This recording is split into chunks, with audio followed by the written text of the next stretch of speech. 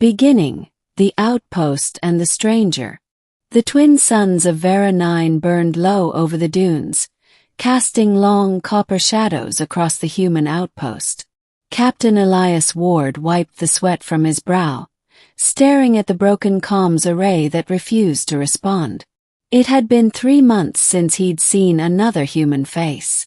The last supply shuttle had gone missing in the storms, and the planet's silence had grown heavier with each passing night.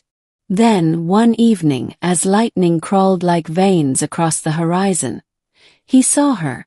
She emerged from the storm in a white environmental cloak, her figure outlined by the flashes of blue plasma in the sky. Her movements were graceful, deliberate, not like the erratic wonder of a survivor. When she reached the perimeter lights, Elias could finally see her face. She wasn't human. Her skin shimmered like moonlight brushed over silver water. Her eyes, large, almond-shaped, held a pale, glowing hue, as if they carried starlight inside them. And when she spoke, her voice resonated like wind through crystal. "Are you the commander of this human outpost?" she asked. Elias hesitated, lowering his plasma rifle. "Depends on who's asking." "I am Lyra of Sorenvel," she said. "I seek shelter, and perhaps forgiveness." That last word lingered strangely in the air. He didn't know what she meant. Forgiveness? For what? But the storms of Vera 9 weren't forgiving, and he wasn't about to let anyone die out there, human or not. He led her inside, still keeping one hand near his weapon. As she removed her cloak, Elias saw the delicate filigree of metal and light embedded in her arms, bioluminescent circuitry that pulsed in rhythm with her breath. "I thought your kind avoided human outposts," he said. "They do," she replied softly. "I am not like them anymore." And in that single moment, Elias knew this woman carried more secrets than the entire planet. Middle, the days of silence and understanding. For the next few days, Lyra helped him repair what little remained of the outpost systems. She was brilliant. Even the old Terran technology seemed to respond to her touch. But she spoke little, and when she did, her tone was careful, as though she were learning to breathe a new atmosphere. At night, they would sit near the power core for warmth. The alien storms outside howled like living creatures. Elias found himself talking more than he had in months, about the mission, the isolation, the ache of being forgotten. She listened quietly, her head tilted slightly as though memorizing every human inflection. One evening, after they managed to restore partial power to the comms dish, he caught her staring at a cracked photograph on his table, a picture of a small farmhouse on Earth, with 2 people laughing under the sun. "My parents," he said. "They wanted me to settle down. Start a family." "Family," she repeated. "That word has no equal in my language." He smiled faintly. "Means people you die for. Or live for. Depends on the day." She looked down at her hands. "My people do not marry. We merge consciousness only when commanded by our High Council. Love to us was seen as an infection. Unpredictable, dangerous." Elias leaned back, surprised. "That sounds lonely." "It was safety," she said simply. "Until safety became a cage." For the first time, he saw sadness flicker in her luminous eyes. Over the following weeks, something unspoken began to form between them. She laughed more often, softly, cautiously, as though afraid of the sound. He began to notice how her presence made the outpost feel less like a prison and more like a home. Then, one afternoon, while they were repairing the external solar grid, he joked lightly to break the tension. "You know, with the way you fix things and keep this place running, you'd make a good wife." He chuckled, expecting a smile or confusion. Instead, Lyra froze. Her eyes widened, then softened. Slowly, she stepped closer. The hum of the solar cells filled the silence between them. Her voice, when it came, was barely a whisper. Then make me yours. Elias blinked, caught completely off guard. Lyra, I didn't mean. I know what you meant, she interrupted, her tone calm yet trembling at the edges.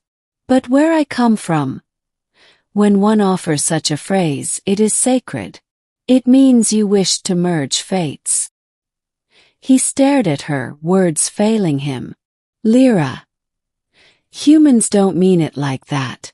It's just a joke. Her expression darkened. You joke about binding souls. He winced. We joke about everything. It's part of being human. She turned away, her silver hair catching the dying sunlight. Then perhaps it is something we must learn. How to not be human. She walked back to the outpost alone. That night she didn't come to the power core. Middle Part 2. The Revelation. Days passed in uneasy silence. Lyra worked in solitude, rarely speaking. Elias regretted the joke, but something deeper stirred inside him. A realization that what she had taken seriously wasn't entirely absurd. He missed her laughter, her calm presence, the strange, quiet comfort of her logic against his chaos. On the fifth day, a proximity alert blared through the outpost. 2 Sorenvel war drones descended from orbit, scanning the settlement with cold precision. Lyra appeared beside him in the control room, pale but determined. They found me, she said. I was not seeking forgiveness from you, Elias. I was hiding from them. Why? He asked. Because I disobeyed. I refused the Council's command to merge with the Regent's heir. They called it treason. And if they take you, she met his gaze steadily, they will erase me. My mind will be absorbed into the hive again. Elias felt something tighten in his chest. Not while I'm alive. He ran to the weapon lockers, grabbing a plasma rifle. Elias, she said softly, you can't fight them. Watch me. Outside, lightning cracked across the dunes as the war drones landed. Their metallic voices echoed through the comms. Surrender the exile Lyra of Sorenvel. She carries restricted genetic data. Lyra stepped forward, her glow brightening. They want what's inside me, she said. A memory core. Knowledge that could break the Council's control. She looked at him one last time. If I fall, destroy it. But Elias had no intention of letting her fall. The battle was brutal. Blinding plasma bursts tore through the storm-filled air. Elias fought with desperate precision, taking down one drone, but the second fired directly at him.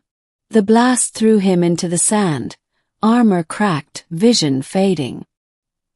He saw Lyra standing between him and the advancing machine, her body blazing with light. She raised her hands and screamed. A wave of radiant energy exploded outward, vaporizing the drone instantly. Then silence. She collapsed beside him, her breathing shallow, light dimming. Elias dragged himself to her side. Stay with me. Lyra, don't you dare. Her eyes fluttered open. You still joke in death. He laughed weakly. It's part of being human, remember?